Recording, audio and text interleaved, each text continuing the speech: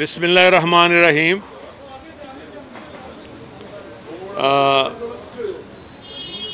आपको पता ही है, शेख रशीद साहब अपने घर में खड़े हैं और ये उनका अपना घर है।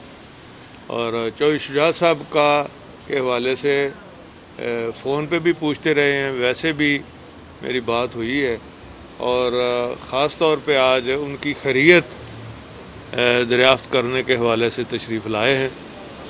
तो अल्हम्दुलिल्लाह अब बेहतरी की तरफ जा रही है उनकी तबीयत, और दुआ करें अल्लाह ताला जल्द वो घर आ जाएं।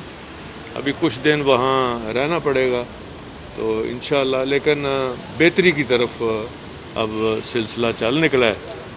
तो मैं शेख साहब का शुक्रिया अदा करता हूँ कि काफ़ी फ़िक्रमंदी थी इनको, और मैंने पूरी डिटेल से इनको सारी जो हेल्थ कंडीशन है वो भी मैंने बताई है। बाकी पिछले दिनों ख़ास तौर पे जो पंजाब असम्बली ने किसानों के हवाले से जो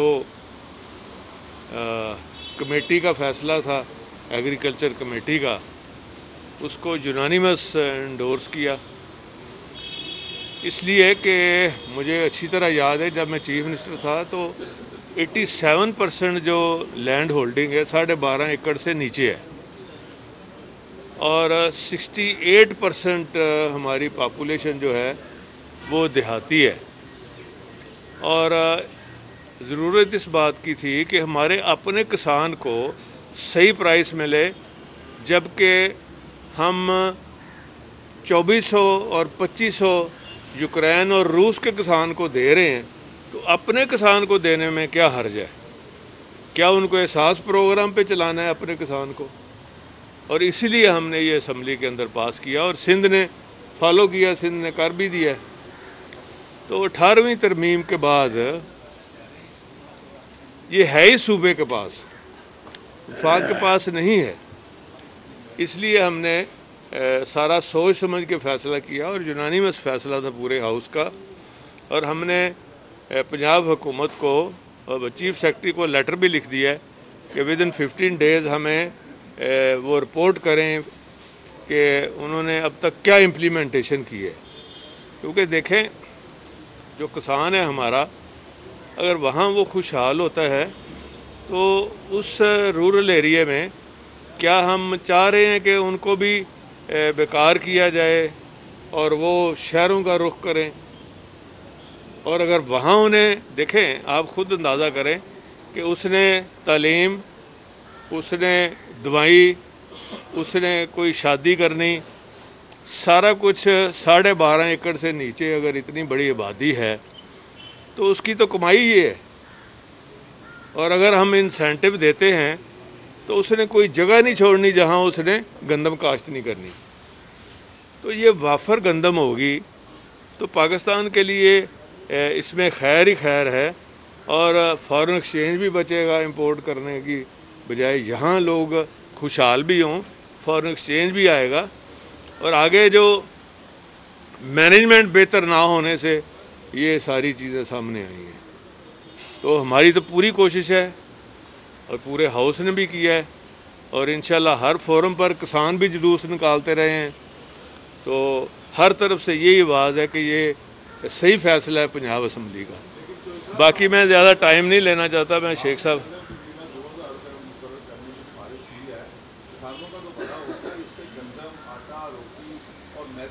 नहीं, बिल्कुल नहीं होंगी, इसलिए कि आपने जो सब्सिडी देनी है वो उससे 50% कम सब्सिडी आपको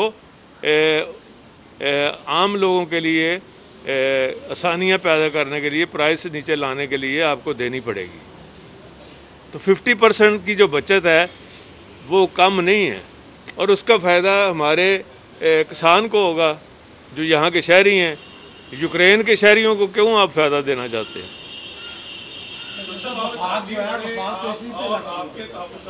अब मेरा हाल शेख साहब की बात इसी पे लगा हुआ है कि वही कीमत होगी। सलाउद्दीन बस कर। बिस्मिल्लाहिर्रहमानिर्रहीम।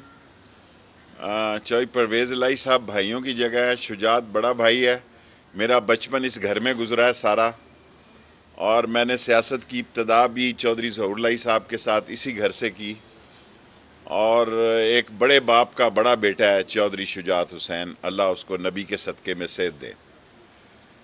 باقی پریس کانفرنس تو مجھے آنا چاہیے تھا منڈے کے دن، کیونکہ ان کے چہرے اترے ہوں گے جب گلگت بلتستان کا نتیجہ آئے گا، پھر یہ کہیں گے مارے گئے، دھاندلی ہو گئی، ووٹ ڈبے بدلے گئے۔ پہلی دفعہ گلگت بلتستان میں ایسے الیکشن ہونے جا رہے ہیں جس میں فوج کوئی رول ادا نہیں کر رہی، اور پولیس جو ہے مختلف صوبوں کی رول ادا کر رہی ہے۔ اور مریم صاحبہ نے جو بیان دیا ہے اور جو نواز شریف صاحب کا بیانیہ ہے، اس سے عمران خان کی حکومت کو استحکام ملا ہے، طاقتور ہوئی ہے، مضبوط ہوئی ہے، بہتری کی طرف ہے اور سٹرونگ ہوئی ہے، اگر ان کے پاس عقل ہے۔ اگر ان کے پاس عقل نہیں ہے تو پھر یا فضل الرحمان صاحب سے اس کا درس لیں، because nobody can beat the experience.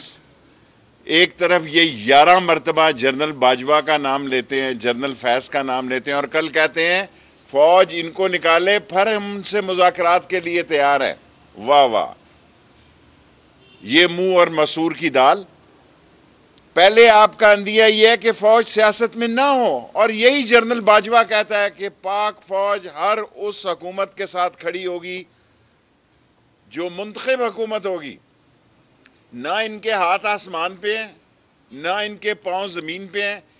Known league کے اندر سے پریشر ہے، نون لیگ کے اندر سے لوگ یہ سمجھتے ہیں کہ جو ہماری پوزیشن ہے، ہم اس طرح کے بیانیے کے ساتھ نہیں چل سکتے۔ یہ نہیں کہ وہ کوئی پی ٹی آئی میں آنا چاہ رہے ہیں، نون لیگ کے لوگ پی ٹی آئی میں نہیں آنا چاہ رہے، لیکن وہ کھل کے کہہ رہے ہیں کہ ہم اس بیانیے کے ساتھ نہیں ہیں۔ اور میں جب ریلوے میں بات کرتا ہوں اور اس کی ڈیٹ آپ غلط دے رہے ہیں، کے سی آر کی ڈیٹ 19 ہے، 16 نہیں ہے، دو باتیں کہہ کے سوال پھر کل کر لیں گے ریلوے میں۔ دو باتیں کہنا چاہتا ہوں۔ نمبر 1، پیپلز پارٹی بہتر کھیلی ہے نون لیگ سے۔ نمبر 2، نون لیگ کے اندر سے جو میں کہتا ہوں دسمبر سے فروری تک، پہلے تو فروری کہتا تھا، اب 30 جنوری میں ہی آ جاتا ہوں، آواز اٹھنے والی ہے، ان کے ممبروں کی آواز اٹھنے والی ہے، وہ اس کے ساتھ نہیں چل سکتے۔ اور جب گلگت بلتستان کے بھی ایم این اے اور سینیٹر ہوں گے، اس طرح بلوچستان میں بھی ہوں گے، اور نمبر 1 پہ پی ٹی آئی ہوگی، نمبر 2 پہ پیپلز پارٹی ہوگی، نمبر 3 پہ آزاد ہوں گے، نمبر 4 پہ این ہوگی، میرے اندازے کے مطابق۔ یہ نہ ہونا کل ایسا ہی رزلٹ نکل آ جائے، کہیں گے جی وہ تو دھاندلی ہو گئی ہے، یا آپ کہیں کہ اس نے یہ کیسا کہہ دیا۔ سو میں پی ٹی آئی کو کل اکثریت میں دیکھ رہا ہوں، میں پیپلز پارٹی کو نمبر 2 پہ دیکھ رہا ہوں، آزاد کو نمبر 3 پہ دیکھ رہا ہوں، اور نون لیگ کو دھچکا لگے گا۔ اور یہ ملکی سیاست میں اگر انہوں نے اپنا بیانیہ نہ بدلا اور عقل کے ناخن نہ لیے تو یہ بند گلی میں داخل ہو چکے ہیں۔ اس بند گلی میں داخل ہونے، یہ کہتے ہیں جی انتخاب ہو۔ ذوالفقار علی بھٹو نے مجھے کہا، شیخ رشید 6-7 نومبر 1968 کو ذوالفقار علی بھٹو نے مجھے کہا، شیخ رشید انتخابات ملک کی بنیادیں ہلا دیتے ہیں۔ تیسرا سال ہمیں لگ گیا ہے جی، اگلا سال الیکشن کی تیاریوں کا ہے، مارچ میں سینٹ کے الیکشن ہونے ہیں، اور سینٹ کے الیکشن کے بعد اس ملک میں استحکام اور زیادہ آئے گا۔ اور جو لوگ یہ سمجھ رہے ہیں، لاسٹ جو بات میں کہنا چاہتا ہوں، نون لیگ پی ڈی ایم کی چھتری کے نیچے مذاکرات کرنے، ڈائیلاگ کرنے جا رہی ہے، جو اچھی بات ہے۔ ایک بات ختم کر لینے دیں، ڈائیلاگ جو ہے سیاستدان ان سے انکار نہیں کر سکتا۔ کل کے بی بی سی کے مریم صاحبہ کے انٹرویو کے بعد اب وہ پی ڈی ایم کے انڈر امبریلا ڈائیلاگ کی طرف جائیں گے۔ ڈائیلاگ ایک اچھی چیز ہے، ملک کو بحران سے بچانا چاہیے، اکانومی کے حالات ٹھیک نہیں ہیں، اور اگر کوئی یہ سمجھ رہا ہے، کل بھی کہوں گا، کل بھی 1 بجے کہوں گا، آج بھی کہہ رہا ہوں، عمران خان کہیں نہیں جا رہا، وہ اپنا ٹائم پورا کرے گا۔ کوشچن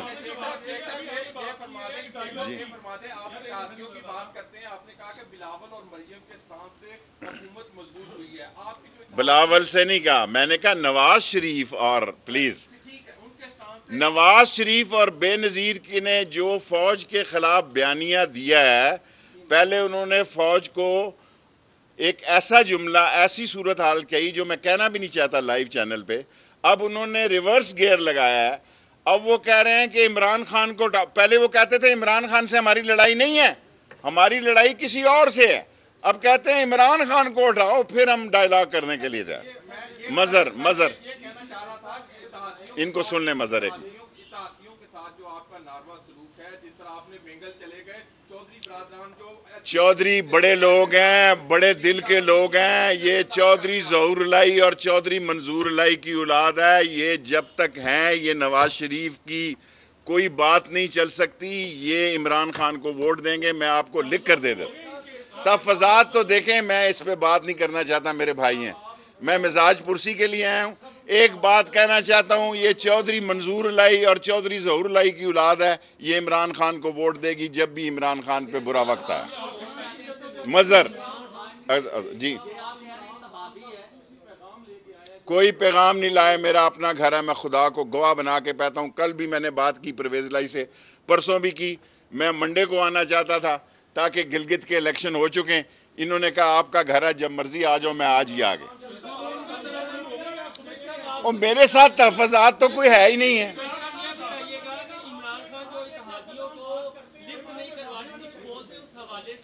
شیخ صاحب تو کہتے ہیں اپوزیشن میں ڈویژن ہے، کیا اتحادیوں اور حکومت میں ڈویژن ہے یا نہیں؟ آپ کے معاملے کو لے کر مونس الہی کی وزارت کا مسئلہ ہے۔ آج میں یہاں ہوسٹ بھی ہوں اور یہاں آج میں مہمان بھی ہوں اور میزبان بھی ہوں۔ آخری 5 سوال کر لیں جی مظہر،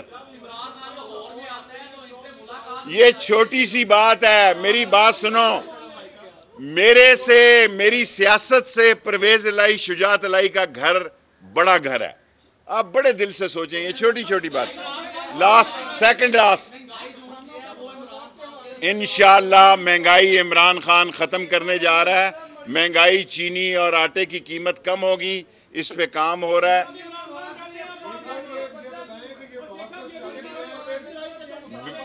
مریم نواز نے اپنا بیانیہ اس لیے بدلا ہے کہ پہلے دیکھیں ان کو گلگت میں اپنا نتیجہ نظر آ گیا ہے، سیکنڈلی ان کے اندر سے آواز، مسلم لیگی بی جے پی کی آواز نہیں ہو سکتا، پاک فوج کا جو دشمن ہے وہ بی جے پی کا یار ہے اور اس کا جو سروکار ہے اور اس کا انفلوئنس ایجنٹ ہے، سو مسلم لیگی بطور انفلوئنس ایجنٹ اپنی عظیم فوج کے خلاف کوئی بات نہیں سن سکتا، ان کی پارٹی کے اندر سے آوازیں بلند ہو۔ صلاح الدین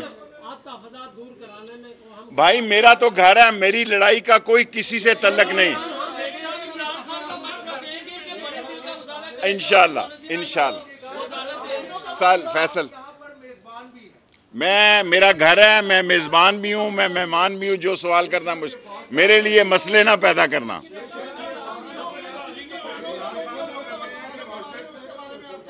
جی سر، بھائی انہوں نے کیا کہہ دیا، ادھر سے بات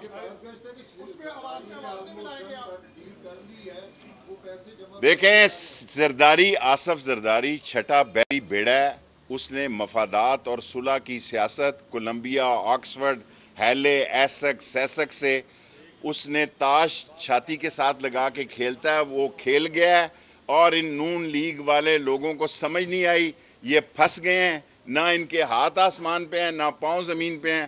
آصف زرداری نے اپنے لیے کشن پیدا کیا ہے اور انہوں نے اپنے لیے مسئلے پیدا کیے ہیں، یہ اسی جی ایچ کیو کی گیٹ نمبر 4 کی پیداوار ہیں، یہ چوسنیاں، فوجی چوسنیاں چوس کے یہاں پہنچے، یہ فوجی جھولوں میں جھولے لے کے یہاں پہنچے، یہ ڈارچسٹر ہوٹل کے نیچے گاڑیوں کا رنگ شناخت کر رہے تھے، جب ان کے والد محترم اللہ ان کو جنت نصیب کرے انہوں نے فون کیا کہ آپ ایکسائز اینڈ ٹیکسیشن کے منسٹر بننے جا رہے ہیں۔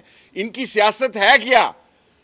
فوج کے گیٹ نمبر 4 سے پہلے اگر سارے لاہور کو چیلنج ہے، ایک ان کی خبر اخبار سے نکال کے بتائیں کہ محمد نواز شریف کونسلر جاتی عمرہ نے یہ بیان دیا ہے۔ Thank you very